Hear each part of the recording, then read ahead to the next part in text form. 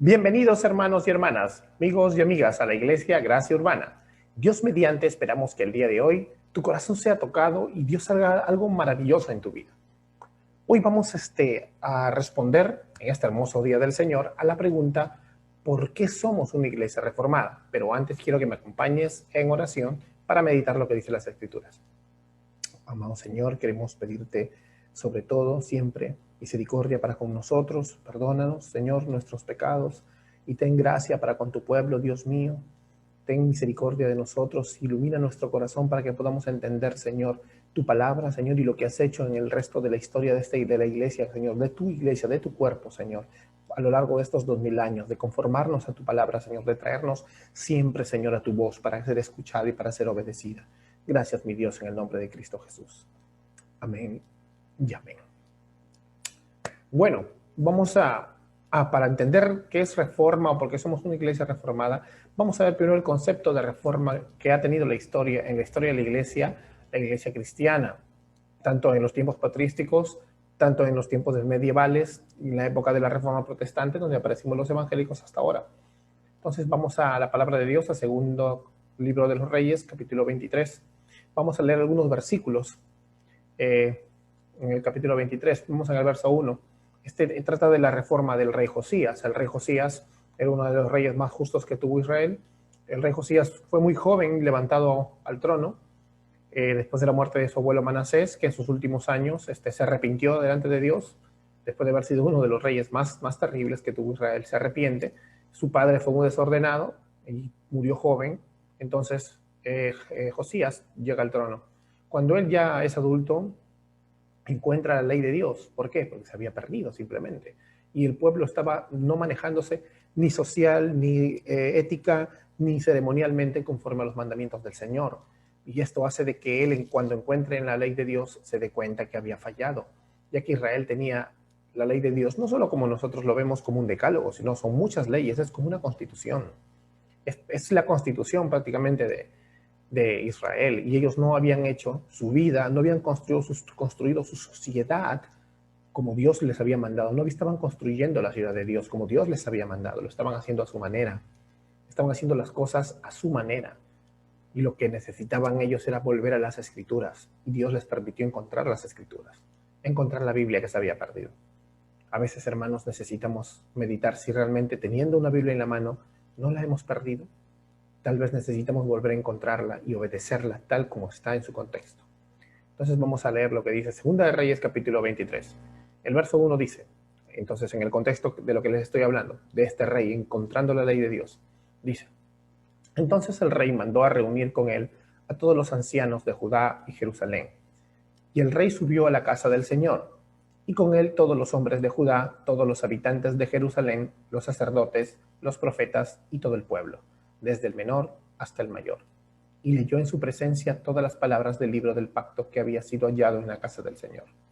Después el rey se puso de pie junto a la columna e hizo pacto delante del Señor, de andar en pos del Señor y de guardar sus mandamientos, sus testimonios, sus estatutos, con todo su corazón y con toda su alma, para cumplir las palabras de este pacto escritas en este libro. Y todo el pueblo confirmó el pacto. Después el rey ordenó que el sumo sacerdote Hilcías y los sacerdotes de segundo orden y los guardianes del umbral sacaran del templo del Señor todas las vasijas que se habían hecho para Baal, para Acera, que eran ídolos, dioses falsos, y para todo el ejército de los cielos, y los quemó fuera de Jerusalén, en los campos de Cedrón, y llevó sus cenizas a Betel. Josías quitó los sacerdotes idólatras que los reyes de Judá habían nombrado para quemar incienso en lugares altos, en las ciudades de Judá, en los alrededores de Jerusalén, también a los que quemaban incienso a Baal, al sol y a la luna, y a las constelaciones y a todo el ejército de los cielos. Y sacó la acera de la casa del Señor, fuera de Jerusalén, al torrente Cedrón, y la quemó junto al torrente Cedrón, la redujo a polvo, y arrojó el polvo sobre los sepulcros de los hijos del pueblo. También derribó las casas de los dedicados a la prostitución que estaban en la casa del Señor, donde las mujeres tenían pabellones para la acera, para esta diosa falsa. Verso 11.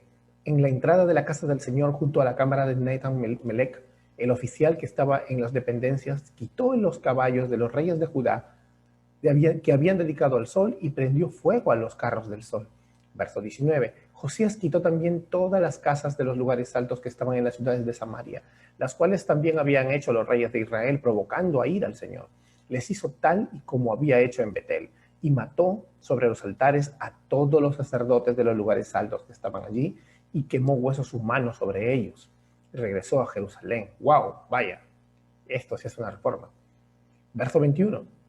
Entonces el rey ordenó a todo el pueblo: celebren la Pascua del Señor su Dios, como está escrito en este libro del pacto.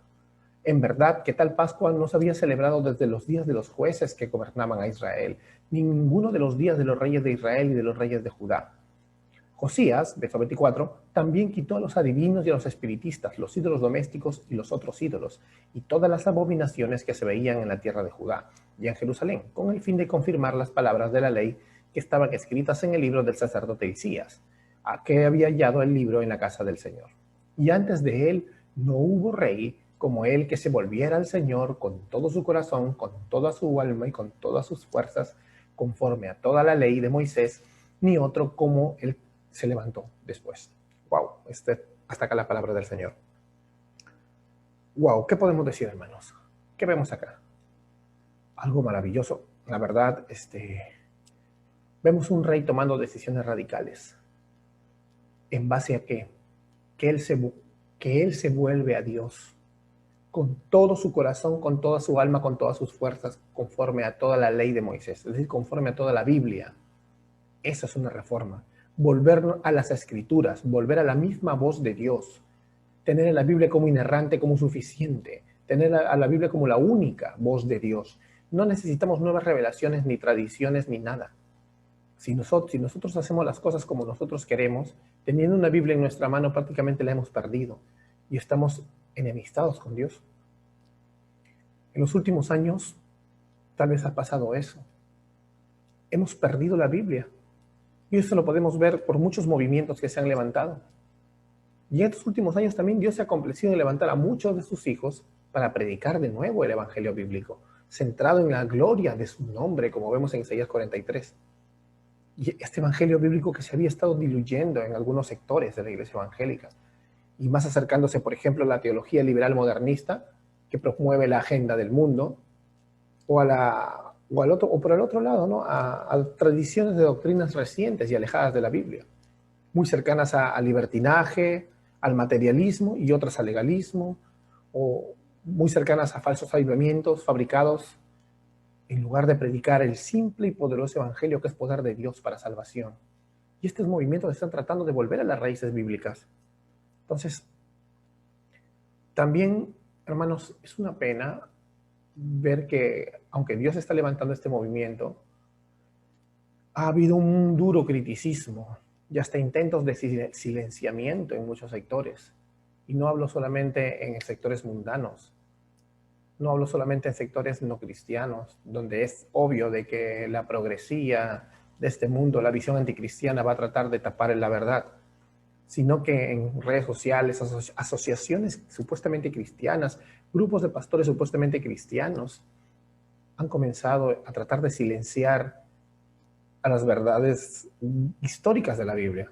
Solamente porque en los últimos 100 años ellos no las han practicado, no significa que Dios no las quiera volver a traer. Son el cristianismo de siempre. Y muchos de estos extremos, tanto muy conservadores de las formas, que han tratado de limitar a la reforma que se está levantando, como otros liberales progres también, que no aceptan volver a las escrituras con excusas como, por ejemplo, no aceptamos la doctrina reformada, o no necesitamos de reforma.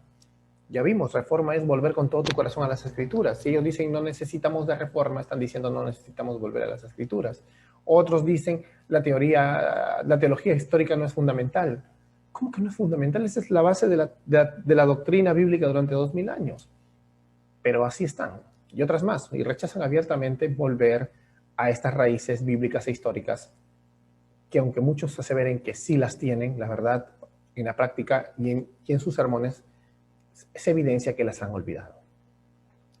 Aún así, hay muchos que anhelan, oran y claman por una reforma realmente bíblica y doctrinal, por un avivamiento verdadero, por un movimiento de plantación de iglesias bíblicas, ¿no? Desparametrado del de las cuatro paredes flexibles, ¿no?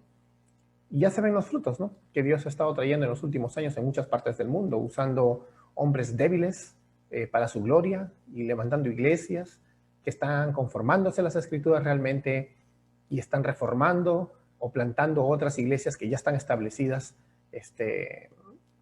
Y la verdad, son hermanos que están buscando verdadera sustancia bíblica, verdadera sustancia histórica y doctrinal. Y lo que producen es realmente una adoración bíblica, un testimonio bíblico, iglesias bíblicas. En cualquier reforma del pasado, si tú estudias historia de la iglesia, también hay que reconocer que se han cometido muchos errores. Pero a pesar de eso, Dios ha obrado en medio de las, que le podríamos llamar las falencias del hombre, ¿no? Por tanto, solo los hombres y las mujeres que Dios usa para estas reformas y avivamientos son vasos de barro, ¿no? Y no solamente a ellos, sino a sus seguidores. Si vemos la historia, siempre somos vasos de barro. Hasta la actualidad todos somos vasos de barro. Todos los cristianos evangélicos somos vasos de barro.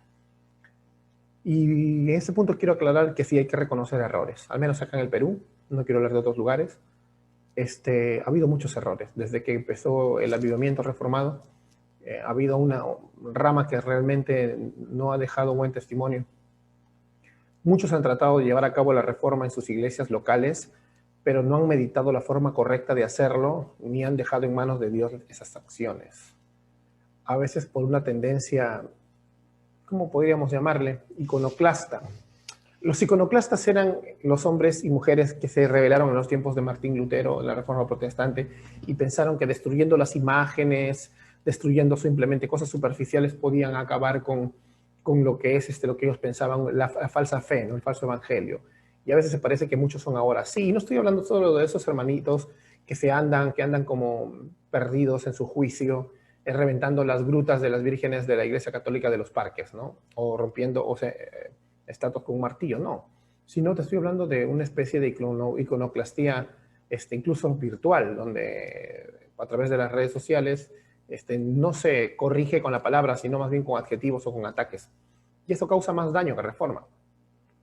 A veces, si eres joven, yo te entiendo, uno tiene pasión por la revolución, por la reforma, y yo también he pasado esa etapa hace casi más de 10 años, y uno cree que puede cambiarlo todo con una espada, pero recuerda que nuestra espada no es nuestra boca, nuestros adjetivos, nuestra presión. Un verdadero reformado cree en la soberanía de Dios, cree que el evangelio es poder de Dios para salvación y también para hacer madurar a los hermanos que aún no entienden ciertas cosas.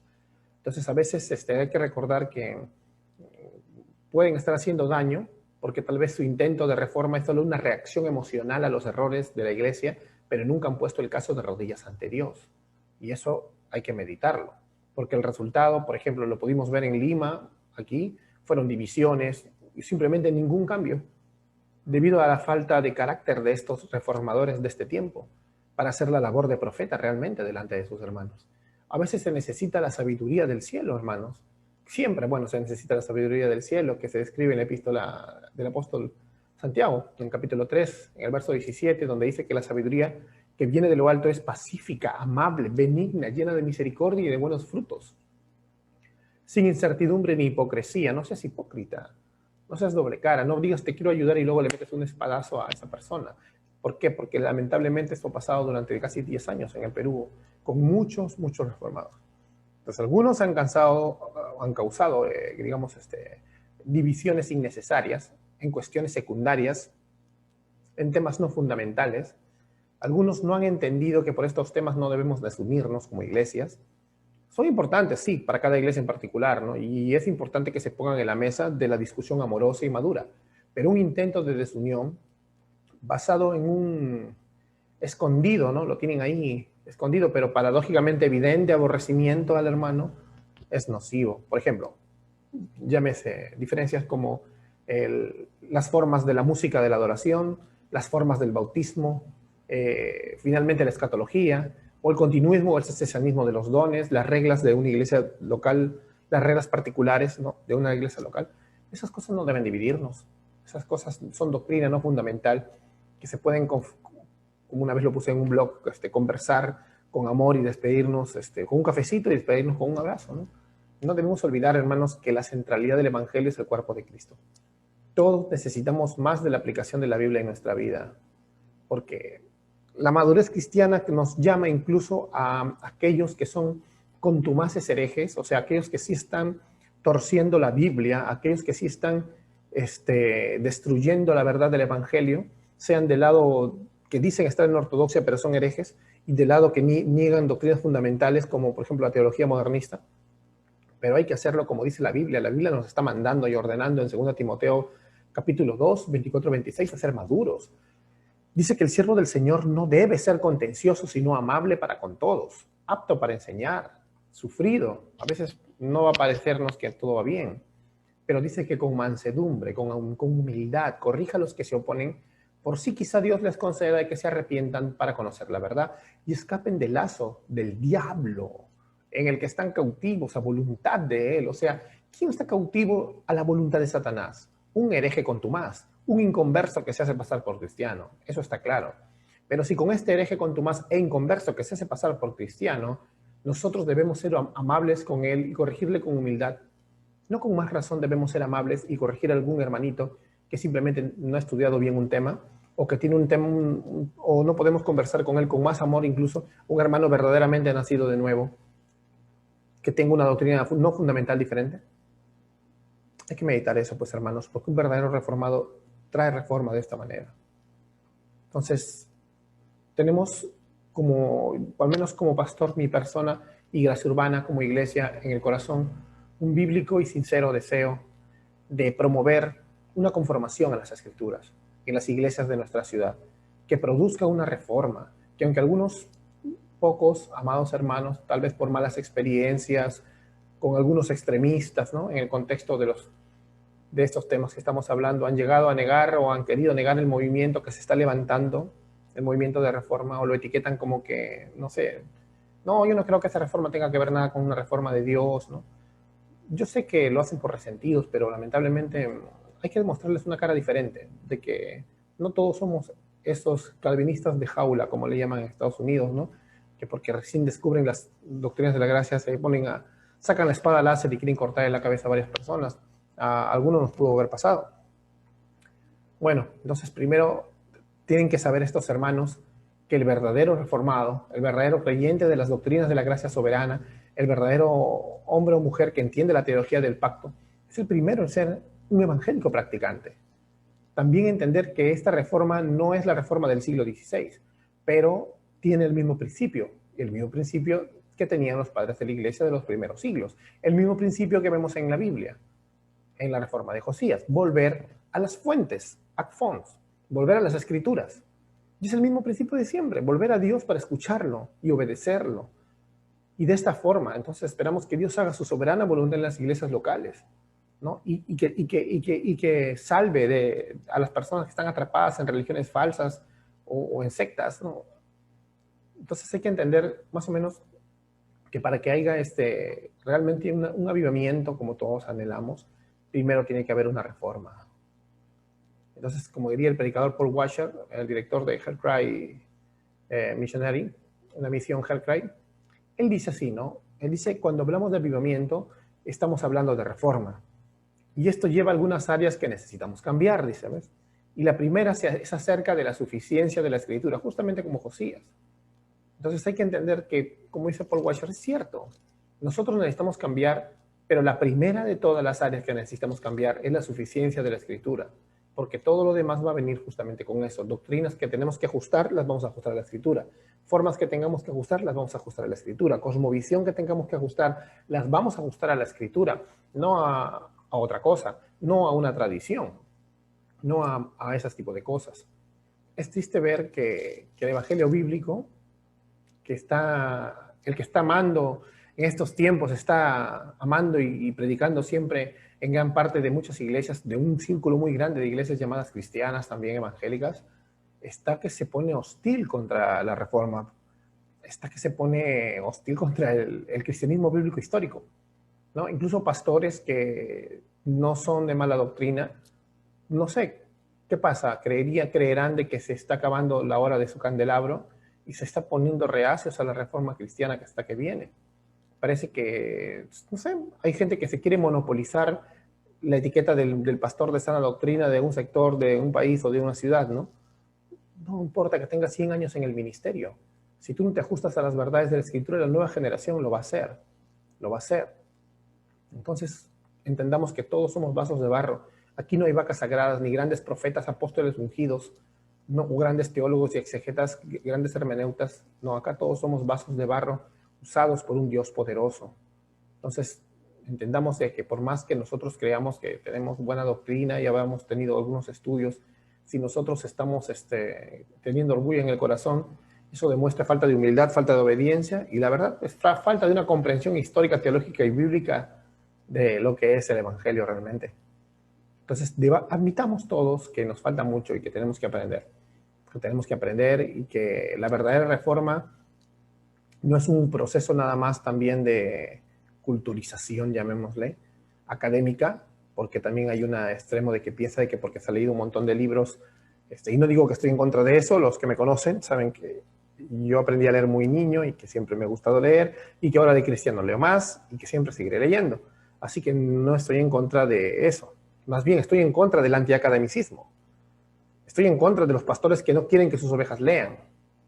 Si tú eres un pastor que no quieres que tus ovejas lean todas las posturas para poder discernir, estás mal. Eso sí te lo digo. Pero tampoco estoy de acuerdo en pensar de que una persona solamente creciendo su cabezota, como decía Leonard Ravenhill, puedes crecer tu cabeza gigantesca, pero tienes un corazón pequeñito. Eso no sirve, porque la reforma no es solo volver a las escrituras y, claro, volver a la historia de la iglesia, leyendo a los autores y los maestros que Dios ha levantado, sino también guardar tu corazón en humillación, en obediencia y en amor. Tener una pasión por agradar a Dios y guardar su palabra, como vemos en el Salmo 119, 67. Entonces, una libertad de aquel desmedido afán de defender tradiciones, ¿no? Que a veces tanto nos cuesta zafarnos de las tradiciones para entender realmente lo que dice la Biblia, ¿no? Quitarnos los lentes hermenéuticos, quitarnos los lentes parametrados que tenemos. Entonces, vamos a ver algunos puntos ahora de qué es una iglesia reformada, por qué somos una iglesia reformada. Punto uno es que las iglesias reformadas reconocemos las 5 solas de la Reforma Protestante. ¿Qué son las 5 solas? Se le llama 5 solas porque son 5 principios que tienen más de 500 años, pero que en realidad, aunque fueron sistematizados hace más de 500 años, en la Reforma Protestante son los principios que están en la Biblia y que tienen más de 2000 años. El primero es la sola escritura, porque nosotros partimos de la Biblia. Los cristianos reformados somos presuposicionalistas. Nuestra gran presuposición, o sea, la base de donde partimos es la Biblia. Dios existe y su palabra es cierta. Por tanto, no hay nada más cierto. La verdad única y verdadera viene de la Biblia. Por tanto, si tú eres cristiano evangélico, tienes que partir de la Biblia. Si partes de las evidencias, o sea, de la revelación general o de tus propias ideas, eres autónomo y ya no estás partiendo de la Biblia, aunque la cites 50.000 versículos. Entonces, pensamos, creemos y hacemos partiendo de la Biblia. ¿Amén? No de otro lado, solo escritura. La Biblia es nuestra única regla de fe y práctica de vida. La Biblia es la única con la cual podemos tener una confesión de fe. Nuestras confesiones de fe históricas o las confesiones basadas en las históricas tienen que estar basadas en la Biblia. Entonces, solo escritura. ¿Amén? Solo escritura. No hay más. Ahora, sola escritura no significa que tú dices yo y mi Biblia, y yo solo interpreto mi Biblia y no necesito leer a nadie porque si no, la Biblia nada más. Porque no necesito palabra de hombres, dicen. Ya, pues tú eres hombre, entonces no te debo hacer caso de todo lo que tú disiernas. ¿Ves? Entonces no seas inconsistente. Si tú eres un pastor y dices no necesitamos de hombres, entonces ¿qué haces ahí predicando? No necesitamos de ti, entonces. Ya, pues, entonces no caigamos en la necedad y entendamos que sola escritura no significa desligarnos de la historia de la iglesia. Las iglesias reformadas reconocemos también, en segundo lugar, la sola fe. La salvación es solo por fe y solo por gracia. La sola fe y la sola gracia. Es decir, que el Señor nos ha salvado por un amor sin condiciones en Cristo, nos ha salvado solo por medio de la fe, como vemos en Efesios capítulo 2, versos del 8 al 10. Y no tenemos nosotros nada que hacer. El ser humano estaba muerto en sus delitos y pecados y lo único que podía aportar era más pecado. El hombre no solamente no quería, sino que no podía salvarse. Así que nuestra incapacidad era total. Pero gracias a Dios, Él, en su infinita misericordia, por su amor sin condiciones, escoge a los que han de ser salvos, les cambia el corazón de piedra por uno de carne, los atrae hacia sus atrios. El Padre nunca los va a rechazar una vez que estén en su seno. Entonces hay que darle gracias a Dios por eso. Nosotros creemos que la salvación entonces es por gracia, por medio de la fe, y que esto no es de nosotros, sino un regalo de Dios por amor. En amor nos predestinó por el puro afecto de su voluntad. Es decir, la motivación de Dios para salvar a alguien no es algo que vio en el futuro que haría o algo que en el presente hace, no. Es el puro afecto de su voluntad, porque así a Dios le ha placido, porque Él te ama, porque así le place. Amén. También es solo Cristo. La salvación viene por fe en Cristo, no una fe en la fe. No es que yo creo porque sí, sino que debemos una fe en alguien que ha expiado vicariamente nuestros pecados. O sea, Cristo realmente recibió la ira de Dios por nosotros. Si alguien predica que no, que Cristo no recibió la ira de Dios, que no nos sustituyó penalmente, entonces no es un cristiano, es un hereje, es un falso cristiano, o es parte de la teología modernista. No, para nada. Nosotros entendemos que Cristo realmente murió efectivamente reemplazándonos en esa cruz, como vemos en el Antiguo Testamento, que el cordero era inmolado, donde se le imputaban los pecados del pueblo a ese cordero, y el cordero era sacrificado. Cristo fue sacrificado por nosotros una vez y para siempre. Cuando el Hijo consumado es, se consumó. La expiación es consumada, la expiación es efectiva, Él no murió en vano. La intención de la cruz es salvar a los suyos, así que solo Cristo. Y finalmente, todo esto es para la gloria de Dios. Todo lo que hace Dios es para su gloria. Soli Deo Gloria. Aunque algunos lo agarran como cliché y firman Soli Deo Gloria y todo eso, qué bonito. Haz lo que quieras. Pero la cosa es que todo es para la gloria de Dios. Amén. Entonces, que quede claro, las iglesias reformadas, ¿por qué somos reformadas? Primero, porque nos hemos juntado a este principio de las 5 solas. Es más, cualquier iglesia evangélica que ni siquiera sepa lo que acabo de decir de las 5 solas, tú sabes que también te adjuntas a las 5 solas, porque si una iglesia no hace todo para la gloria de Dios, no es cristiana. Si una iglesia quita el solo Cristo, ya no es cristiana, porque quitas a Cristo de la ecuación, ya no eres cristiano. Si no eres salvo por gracia, eres salvo simplemente por medio de la fe, eres por obras. Entonces, ni siquiera los católicos dicen eso, no serías cristiano, ¿no? Y si no tienes a la Escritura como suficiente e inerrante, entonces simplemente tampoco eres cristiano. Así que las 5 solas están en tu iglesia, aunque tú aún no lo sepas, si no eres una iglesia reformada. Así que si estás viendo este video, tú también te has adjuntado a las 5 solas, porque de ahí nacemos todos los evangélicos. Bien, otra cosa es que, otro punto, ¿por qué somos una iglesia reformada? Es porque reconocemos el comienzo de la iglesia evangélica en la Reforma Protestante del siglo XVI. Y esto es algo que muchos ignoran. Las iglesias reformadas tienen o bien una continuidad orgánica e histórica, ¿no?, que la remontan ininterrumpidamente hasta los días de la Reforma a través de confesiones históricas, o bien son iglesias que no solo tienen esta continuidad, sino que han avanzado en su teología y visión misionera y tienen confesiones de fe basadas en las históricas. Pero todas estas iglesias están unidas espiritualmente al cuerpo de doctrina reformada, al cuerpo de iglesia reformada. O sea, dicho de otra manera, las iglesias reformadas no son nuevas, aunque de repente para muchos de nosotros digan, ¿dónde estaban antes? No son modernas, ¿no?, como en el sentido actual de la palabra. No son ahistóricas, no es que nunca existieron. Como acabamos de ver, siempre han estado ahí. Entonces las iglesias reformadas no aparecieron y flotando en el aire de la nada, sin conexión con el pasado. Es más, las iglesias reformadas son las que tienen más conexión con el pasado.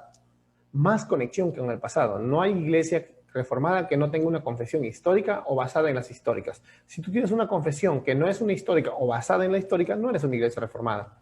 Puede ser una iglesia calvinista, o sea, que creen, ya vamos a ver después en 5 puntos, pero no entiende la teología del pacto, no entiende la cosmovisión, entonces tal vez simplemente no eres reformado, no eres reformado. Pero las iglesias reformadas asumen todo lo bueno, bíblico y fundamental a lo largo de los 2000 años de iglesia a través de confesiones. Entonces, de esta manera, tenemos un verdadero espíritu de catolicidad, llamémosle así, esa de universalidad, que nos une incluso con las iglesias que no son reformadas. En el sentido genuino de la palabra, para nosotros desde el siglo I hasta ahora, siempre ha estado la iglesia de Cristo ahí. Para nosotros no hubo tiempos de oscuridad, ni paréntesis, ni grandes apostasías, no, como a veces algunas sectas quieren decir. No, para nosotros la iglesia de Cristo siempre ha estado ahí y siempre estará ahí. La iglesia prevalecerá. Amén. Entonces, otro punto es que, justamente que tiene que ver mucho con esto, es que las iglesias reformadas, como ya les he dicho, tenemos mucho énfasis en las confesiones de fe. O sea, las iglesias del tiempo de la Reforma, casi inmediatamente, ¿no?, hicieron unas confesiones de fe basadas en la Escritura. Y de ahí expresan con claridad y precisión qué es lo que creen.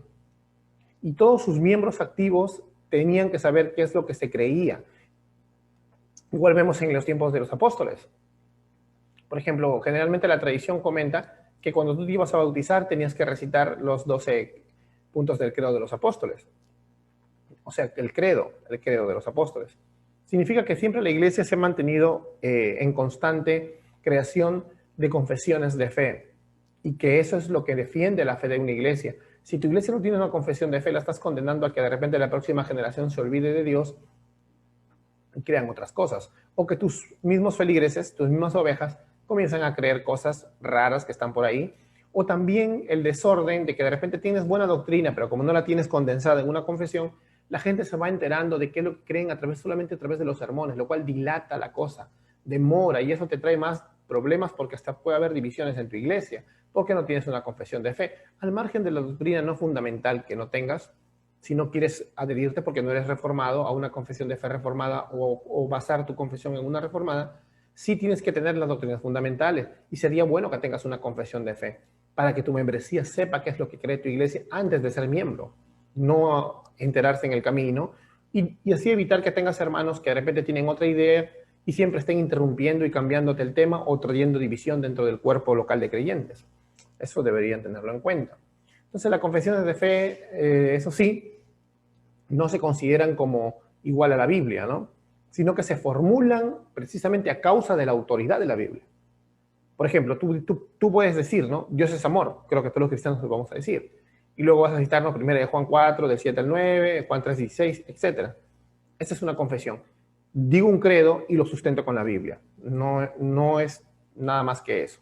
Es simplemente poner en un papel, en un documento claro, qué es lo que creemos conforme a las Escrituras. Entonces, según la Iglesia Reformada, las confesiones tienen un valor normativo.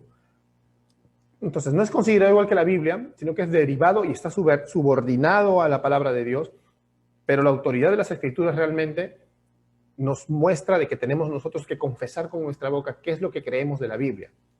¿Bien? Entonces, recuerda, las iglesias reformadas, ¿por qué somos reformadas también? Porque somos confesionales. Bien, también las iglesias reformadas somos reformadas porque estamos firmemente adheridas a la soberanía de Dios. Y no solamente, como dice el cliché evangélico, o que también muchas veces lo hemos dicho, porque es cierto, que Dios tiene el control. No, Dios no solo tiene el control, Dios es determinista y Dios ha determinado todo. En todos los aspectos de la realidad, ya sea en cuanto a la providencia o en cuanto a la salvación, Dios es realmente soberano por encima de todas sus criaturas. Como dice Lamentaciones capítulo 3, verso 37, ¿quién se atreverá a decir que algo que sucede en este mundo no ha sido determinado por Dios? Yo no me atreveré. ¿Tú te atreverás? Bueno, nosotros no nos atrevemos. Las iglesias reformadas creemos que Dios es conocido, creído y adorado por los creyentes reformados como un Dios absolutamente soberano, puesto que Él se nos revela así en las Escrituras. Toda la Biblia habla de un Dios soberano. La relación de Dios con el universo se establece a partir de un plan eterno o un decreto eterno de Dios. O sea, digamos que la creación es un medio para sus fines, para la redención. ¿Entiendes? Debemos entenderlo de esta manera, que la creación es un medio para la redención. De modo que en este decreto eterno, el Señor creó, mantiene y dirige todas las cosas para su gloria y la salvación de la condenación de los pecadores, y es en función a ese propósito eterno que Él ya ha tenido. Ahora, nosotros no podemos entrar a la eternidad y determinar eso, pero debemos entenderlo así.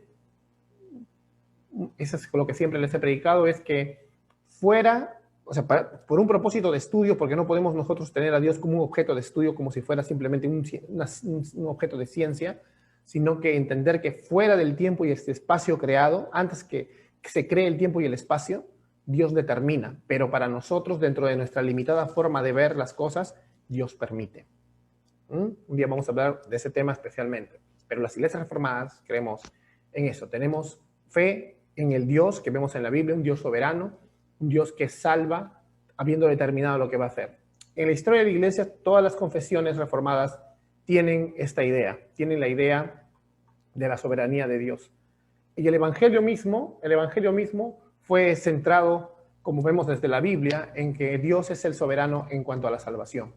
Ahora, en la historia ha habido, a lo largo de la historia desde el siglo, de los tiempos de la Biblia, el apóstol Pablo luchaba con quienes negaban la doctrina de la soberanía total de Dios, porque hay gente que no puede aceptar que Dios tenga la decisión total. Me acuerdo un cantante cristiano muy famoso, ¿no? Que tiene unas canciones hermosas, pero que dijo una cosa muy necia. Por ejemplo, él dijo que Dios está atado de manos y que no puede hacer nada a menos que el hombre decida. Este hermano no ha estudiado teología, o se da cuenta, te das cuenta, o sea, él no entiende lo que realmente es Dios en el sentido de su soberanía. Entonces, esta discusión que no debería haber, porque las cosas son muy claras, pero siempre el corazón humano va a estar ahí para estar discutiendo. Desde el siglo I hubo una controversia muy grande, después en los primeros siglos de la iglesia, San Agustín tuvo una controversia con un obispo llamado Pelagio, que él fue el que creó la idea que ahora incluso se ha tergiversado del libre albedrío, porque nosotros tenemos libre albedrío en el sentido de que podemos tomar una cosa, vestirme, no hacerlo, pero para la salvación se nos es imposible. Tu libre albedrío es esclavo de tu naturaleza cuando no eres cristiano. ¿Y cómo es la naturaleza? Dice la Biblia, muerto, incapaz. Como dice la Biblia, el cerdo vuelve a la basura y el perro a su vómito. Eso eras. El cerdo no se puede convertir en oveja, ni el perro se puede convertir en oveja. Entonces tu libre albedrío solo te servía para libremente hacer el mal. Entonces eso es lo que no entienden algunos hermanos. Tu libre albedrío no sirve para llegar a Dios, sirve para hacer muchas cosas nada más. Bueno, ese es otro tema también que tocaremos otro día. La doctrina reformada es muy amplia. Pero bueno, en los tiempos entonces también de la Reforma Protestante, hubo un teólogo llamado Juan Calvino, que sistematizó, por ejemplo, en un gran libro que se llama Institución de la Religión Cristiana. Y Juan Calvino nos muestra a Dios demasiado grande, demasiado soberano, demasiado hermoso. Pero había un alumno de uno de sus alumnos, porque Juan Calvino tenía sus alumnos, y había un hombre llamado Teodoro de Beza, uno de los más grandes teólogos, pero este señor Beza tenía un alumno que también era muy capaz, llamado Jacobo Arminio, un hombre muy académico, un hombre también de buen testimonio, pero Arminio tenía algunas dudas y comenzó a entrar un poco más al tema de la responsabilidad humana.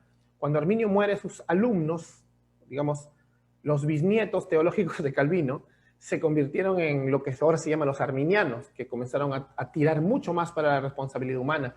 Y hubo un gran debate en la ciudad de Dordrecht, en Holanda, que se llamó el Sínodo de Dort, y donde estos hombres presentaron unos puntos y se les fue respondido. Se les respondió con 4 puntos, pero luego ya con los años fueron ampliándose a 5 puntos por una manera de ordenarlos, ¿no? La Iglesia Reformada ahora cree en estos 5 puntos. Y las iglesias que no son reformadas se han adherido a estos 5 puntos, que se le llaman ahora los famosos 5 puntos del calvinismo. Entonces, las iglesias reformadas actualmente creen en los 5 puntos del calvinismo. Si una iglesia no cree en uno de estos puntos, no es calvinista. Aunque algunos le llaman calvinistas de 4, de 3, no existe. No es reformada, no es calvinista. Si no crece en los 5 puntos del calvinismo.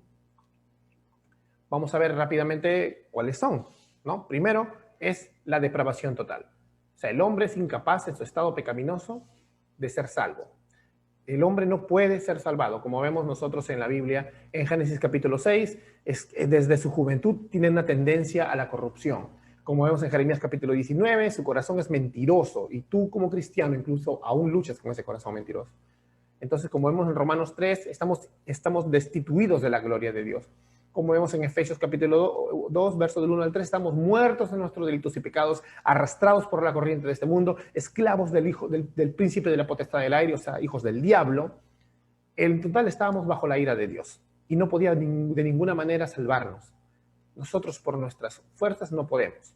Entonces, la depravación total, o la total depravity, que le llaman en inglés, porque después vamos a explicarte por qué lo mencionamos, significa que el hombre por su propia cuenta no buscará conocer a Dios hasta que Dios en su gracia lo mueva a hacerlo. Y ahora viene a quienes los mueve para su gracia. Como vemos en Romanos 8, a los que antes conoció, a ellos también predestinó. Y esto se llama el orden de salvación o el ordo salutis, que también es que todas las iglesias reformadas conocemos y enseñamos, el orden de salvación. A los que Dios había predestinado, o sea, a los que antes de la fundación del mundo amó, a esos va salvando en el tiempo y el espacio creados.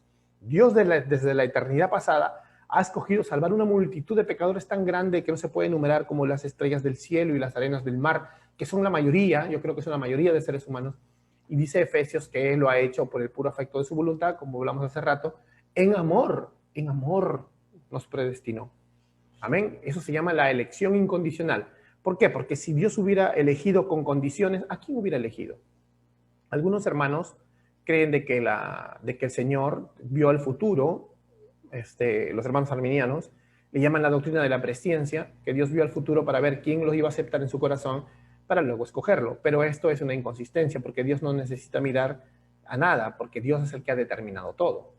Digamos que Dios soltó todo de un solo pensamiento. No puede estar Dios diciendo, voy a ver al futuro, a ver quién me recibe para poder escogerlo. No.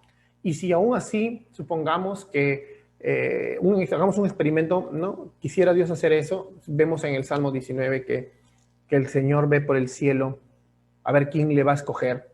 Si hay un hombre que le sirva, si hay un hombre no más que lo quiera y dice que no hay ni uno, nada, a todos se hicieron inútiles, como vemos en Romanos 3. Todos se han pervertido, a una se han hecho inútiles. No hay ni un justo, no hay ni siquiera uno, dice. Entonces, si Dios tuviera que ver el futuro, o tuviera que ver el mundo para escoger primero viendo, no habría nadie salvo. Por eso la elección es sin condiciones. Elección incondicional. La otra sería condicionada, y eso es antibíblico. No es bíblico. Por tanto, el punto número 2 de los 5 puntos del calvinismo o de los 5 puntos de la fe reformada, es la elección incondicional o la unconditional election. Bueno, viene también la parte 3, que es la más difícil de entender por muchos hermanos.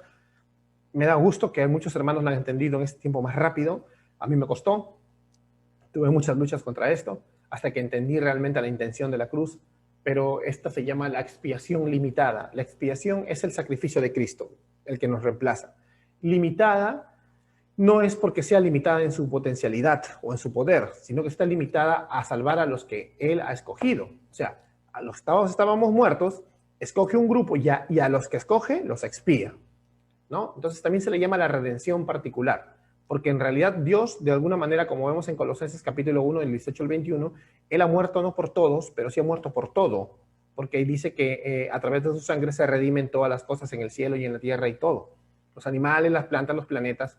Pero con respecto al ser humano, que es responsable, porque las cosas como los animales, las plantas y las cosas minerales, materiales, no son culpables, los hombres, los seres humanos sí lo somos. Con respecto a los hombres, la redención es particular, porque nosotros sí estaremos ante un juicio.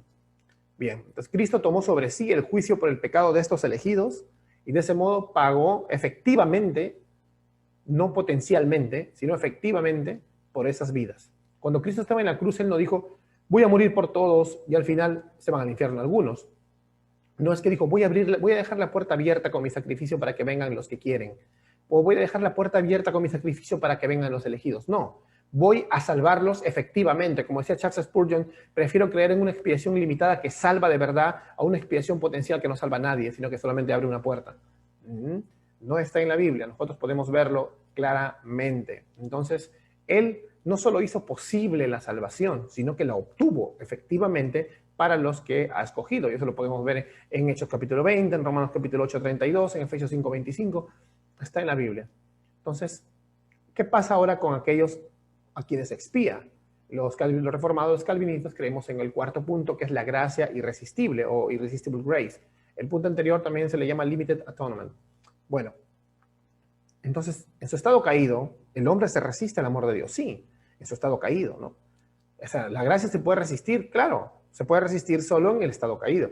Pero cuando la gracia de Dios ha obrado en su vida, es decir, cuando, como vemos en Ezequiel capítulo 36, versos del 26 al 36, viene Dios y le arranca ese corazón de piedra y le pone un corazón de carne, nunca más ese corazón que se ha enamorado de Dios va a poder volver atrás.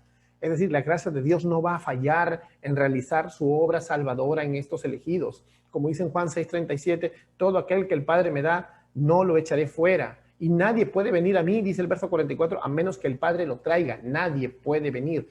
Tú no puedes venir a Cristo si el Padre no te trajo. Como dice el Salmo 65, 4 al 5 también. Bienaventurados los que Dios escoge y Dios atrae hacia sí mismo para que habiten en sus atrios. ¿Quién escoge? Dios. ¿Quién atrae a Cristo? Dios. ¿Quién te trajo irresistiblemente? Dios. ¿Quién te trajo a través de ese llamamiento eficaz que también se les llama? Dios. Entonces la gracia irresistible es el cuarto punto. Y el último punto que también creemos es la perseverancia de los santos o la perseverance of the saints, que es que Dios protege a sus escogidos, salvos y nacidos de nuevo de verdad de apartarse de la fe, aún a través de disciplinas. Por lo tanto, la salvación es eterna. Y va en contra de lo que dicen los actuales, porque los arminianos no decían esto, los actuales semipelagianos son una nueva raza de hermanos que dice que la salvación se pierde. Pues no, se pierde. No existe en la Biblia ningún caso de salvación perdida. Casos de apostasía hay, o sea, de gente que nunca fue salva, pero no de salvación perdida. En Juan capítulo 10, del 27 al 21, al 29, vemos que el Señor nos muestra que la salvación está en Él. El que está en la mano del Padre y está en la mano del Hijo, nadie lo saca de la mano de ambos, dice. Mis ovejas oyen mi voz, dice, y me siguen. Y nadie las arrebata de mi mano, y nadie las arrebata de la mano del Padre. Nadie. Ni ellas mismas, ni el pecado, ni Satanás, nadie.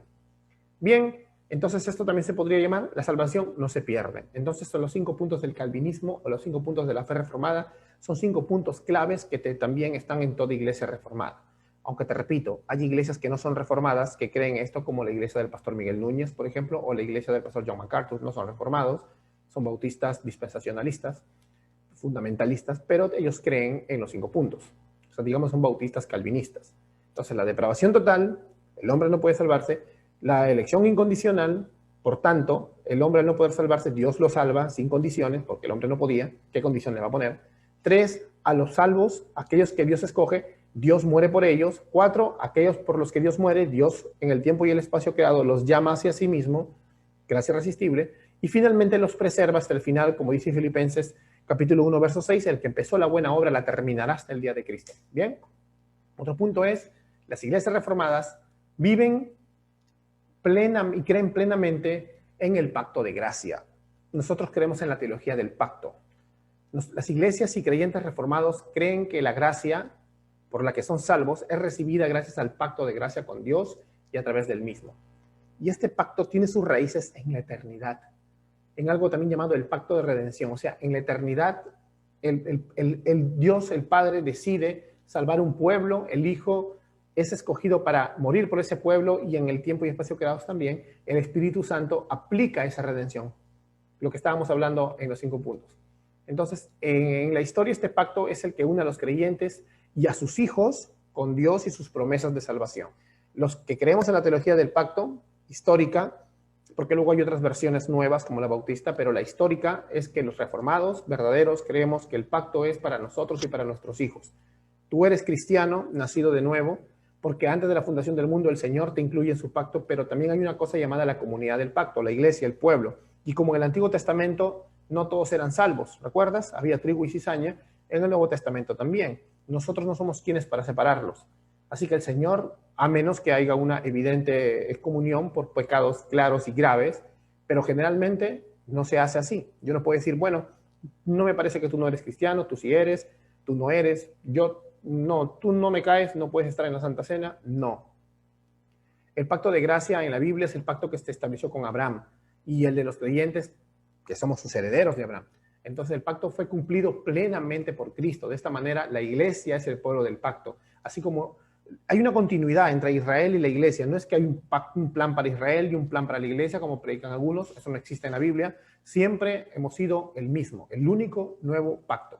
Tanto el Antiguo como el Nuevo Testamento, que también es la palabra pacto, son un mismo pacto visto desde 2 perspectivas. Primero, el Antiguo Testamento es el pacto de Dios velado y el Nuevo Testamento es el pacto de Dios revelado. Entonces no podemos nosotros pensar eso. Tampoco nos puedes quitar del pacto a tus hijos. Tus hijos tienen que ser incluidos en el pacto con Dios. Algunas iglesias como nosotros, Gracia Urbana, hacemos una dedicación pactal. Los hermanos presbiterianos hacen un bautismo de infantes que no tiene nada que ver con el bautismo de infantes católico, para nada. Lo hacen de una manera que incluyen a sus niños en el pacto con Dios. Así que, bien.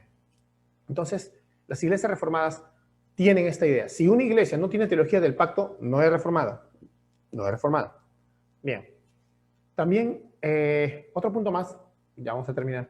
La iglesia reformada tiene una muy alta estima de la ley de Dios. Y no en el sentido de que seamos legalistas, porque hay gente que dice que tiene alta estima de la ley de Dios, pero se convierte en legalista, ¿no? O quiere volver a vestirse como israelita y hacer sacrificios. No, para nada, no estoy hablando de eso.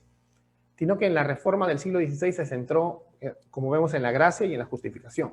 Pero también nos enseñó importantes enseñanzas en cuanto a la ley de Dios, como que la ley de Dios sigue siendo el estándar moral para la sociedad del mundo.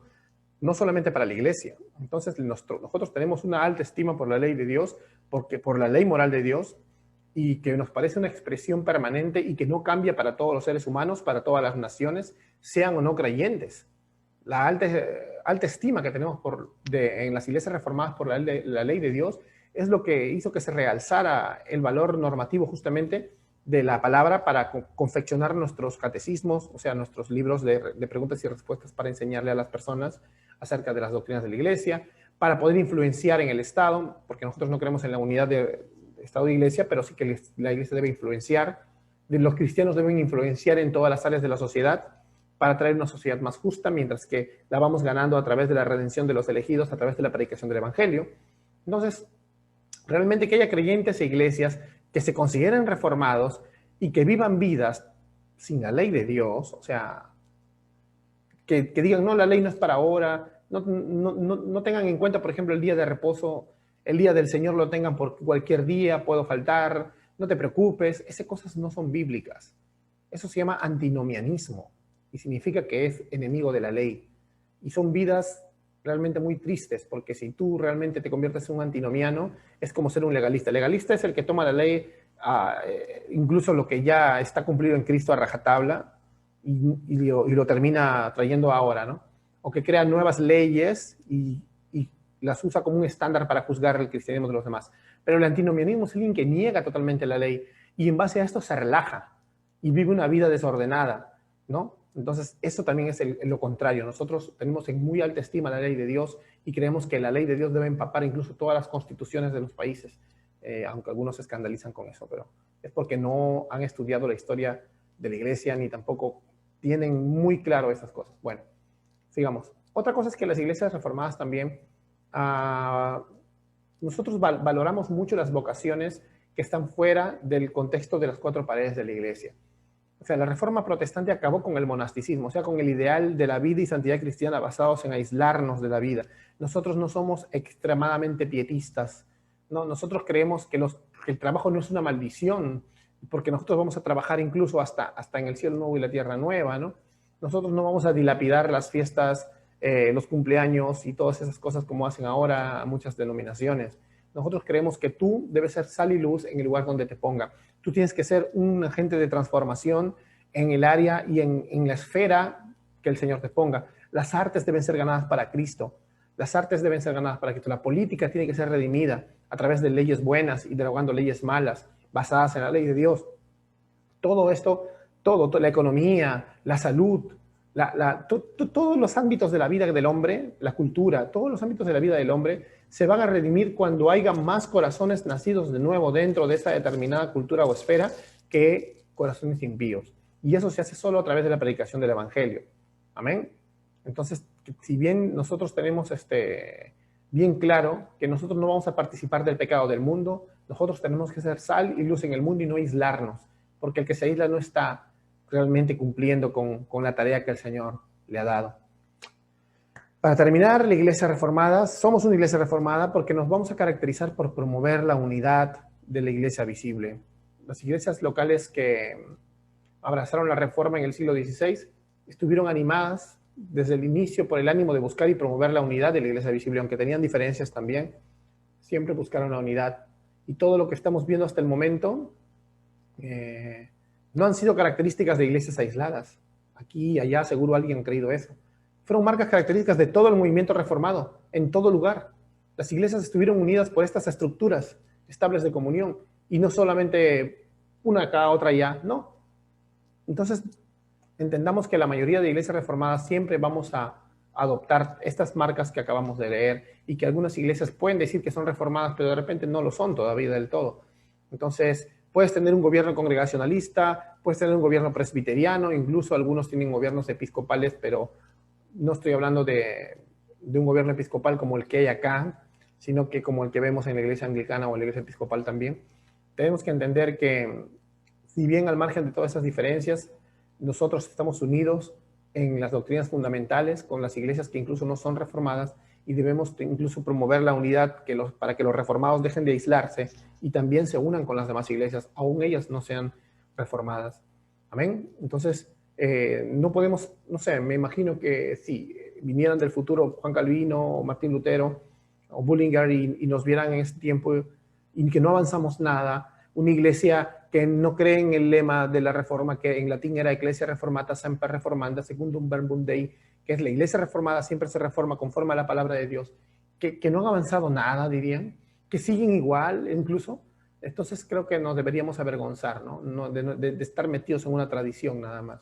La iglesia debe mirar siempre al futuro, la iglesia debe mirar siempre al futuro, imaginándose y soñando con que todos volvamos a la palabra de Dios, como lo hizo Josías, no solamente de una manera ceremonial eclesiástica, sino social, bien, viste, o sea, en nuestras constituciones, en todos los aspectos de la vida del ser humano. Entonces, bueno, creo que el Señor nos está dejando una gran lección, y esa lección es: quiero que me obedezcan, quiero que sean como Josías, quiero que escuches mi voz en la palabra. Toma tu Biblia, te estoy hablando. Deja de estar tomando decisiones a tu manera. Deja de estar tomando siempre decisiones a tu manera. No, tú no, reforma tu vida primero.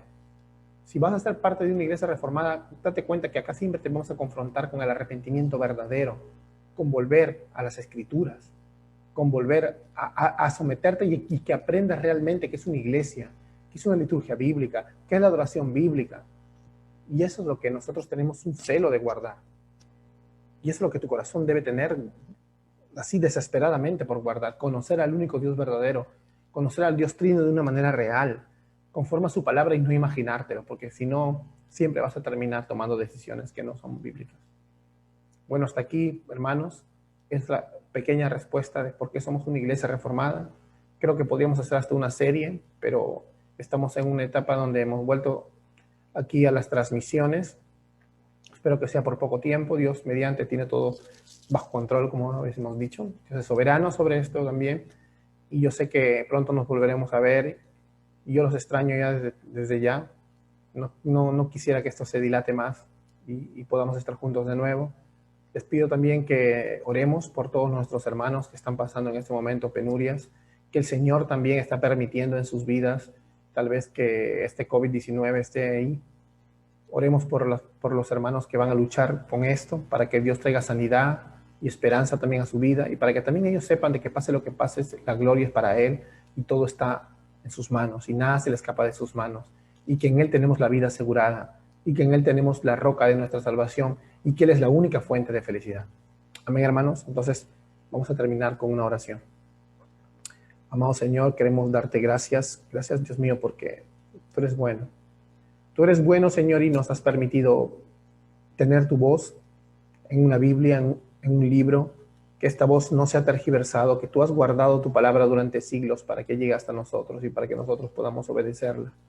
Señor, haznos obedientes, pon en nosotros el querer como el hacer, según tu poderosa voluntad, Señor.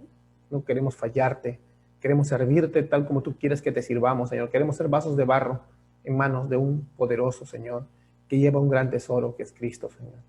Ayúdanos a conformarnos siempre más a las Escrituras, Señor. Ayúdanos a llevar la etiqueta de reformado, Señor, en alto, sabiendo de que es una gran responsabilidad porque nos vas a demandar, Señor, tú siempre que volvamos a tu palabra. Gracias, mi Dios, en el nombre de Cristo Jesús. Amén.